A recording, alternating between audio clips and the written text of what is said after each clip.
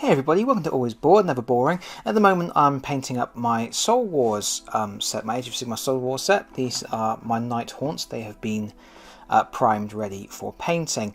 Funny story, my wife came into the room the other day and she saw all my ghosties in their white undercoat and she said, "Oh, have you finished them already?" It's the wonders of painting ghosts, I guess. No, I haven't finished them already. This is just the white undercoat.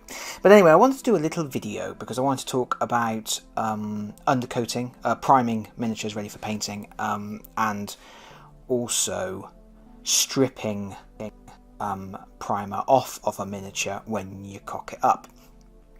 So, obviously you want to prime your miniatures so you've got a good base coat for painting, and generally you want to pick a colour that's beneficial for what you're doing. I chose white for the ghost because it's with the technical paints that are going over the top of it, white is a good idea. If you go for like a black primer, you get sort of a more muted look. I tend to go for dark undercoats a lot because I like a sort of more muted tone to my finished products. And yeah, there's several ways you can go about doing it. The first way is to actually use a paint-on primer with a brush. The downside to that being that it takes a long time and it's boring, so I don't do it. The second option is to get an air gun and actually spray it on with an air gun. But the downside to that is that it requires the purchase of an air gun, and it's a whole new skill you have to learn. It's a technique that you have to get better at. You have to figure out what you're doing with those new tools. The third option, the option that I always go for, is to use cans of spray primer. I use Army Painter mainly, but Games Workshop do a range as well. The cans, they're reasonably priced. I mean, you use about £8-10 or something, and they undercoat loads of models, and it's super quick. You just put your models out somewhere in a well ventilated area, you spray over a couple of times, and you're good to go. So that's what I normally do, and that's what I did with the Night Haunts. I used a can of Army Painter white primer, but in this particular instance, despite having used spray primer lots and lots of times, I did something wrong. Basically, I was under time pressure. My little boy was taking a nap. I had a small window of opportunity in the late afternoon to get these models primed. So I rushed outside, and it was very, very hot, and the sun was out. And I put up my little spray chamber. I use a great big cardboard box, and I set it out just to stop it going all over the place. Don't use spray paint on your stone tiles and stuff because it will, you'll have to clean it all up afterwards. And yeah, and I sprayed the models. The problem being I was a little bit too far away when I used the can, and it was very, very hot. So all the paint particles were shooting out the can, and they were hitting the models. And by the time they hit the models, they had dried. They dried in the air. So what actually happened was I got a fine coating of a very gritty paint finish on all of my Night Haunts. They were actually very rough to the touch. Rather than getting a nice smooth base coat to be ready for layering on those technical paints and everything else, I had a very, very gritty finish. And that is a problem if you're going to be using ink washes and things like that, because obviously if you've got a fine gritty texture, all that gritty texture comes out in the washes.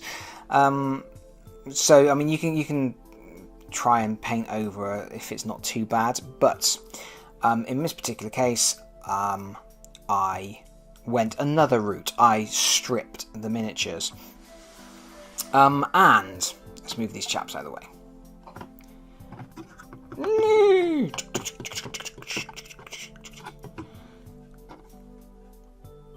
Right, I stripped my miniatures. I'm in the UK.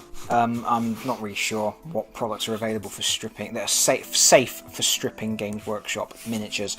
I use Dettol. Yep, I use the antiseptic Dettol liquid. Chuck it in a bowl. chuck the miniatures in a bowl, leave them to soak overnight. And you end up with something that looks absolutely delicious like this.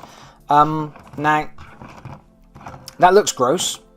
What you obviously can't tell is that it also smells bloody awful. But yeah, Dettol is a very strong smelling substance at the best of times. But I have a little toothy brush as well. You will need a toothbrush. Don't use your own toothbrush. Don't use your mum's or your dad's or your brother's or your husband's. They won't appreciate it. Use an old toothbrush or buy one of those cheapo toothbrushes. You can buy toothbrushes for like 10p in supermarkets now because they're just in their basics ranges. Get one of them. But anyway, yeah. You can see that after having soaked overnight in the Dettol, a lot of the paint has already come off, and a little bit of scrubbing, and the rest will come off. I'm not even scrubbing there. I'm just sort of wiping.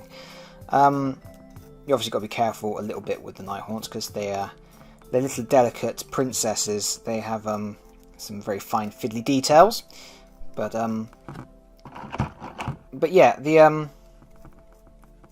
the paint will come off. This is Army Painter White spray, and it does come off, and I will prove it. I'll prove it with a model that I took out of the solution a little bit earlier. So this is the model now. You can see that in the recesses there's still a little bit of paint and stuff, but that doesn't really matter because obviously what I was trying to do is just get off the worst of the paint, and so I've gone back to smooth plastic so that I can just do a respray. Obviously this has been given a good wash to get all of the Dettol solution off, because you're going to need to do that.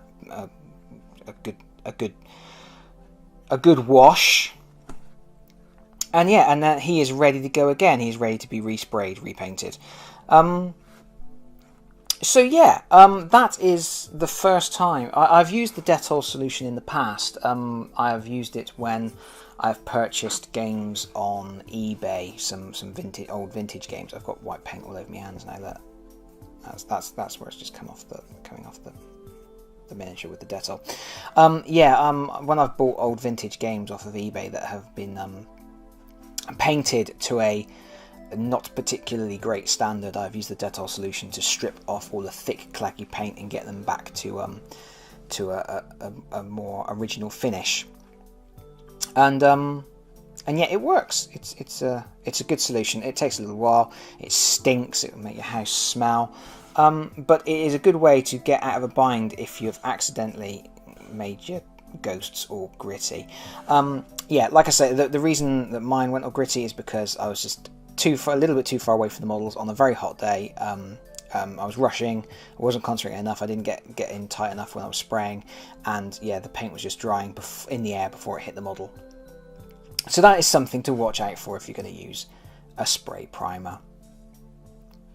First time I've had that problem, and after all the faff getting these stripped and redone, it's not something I plan to be doing again.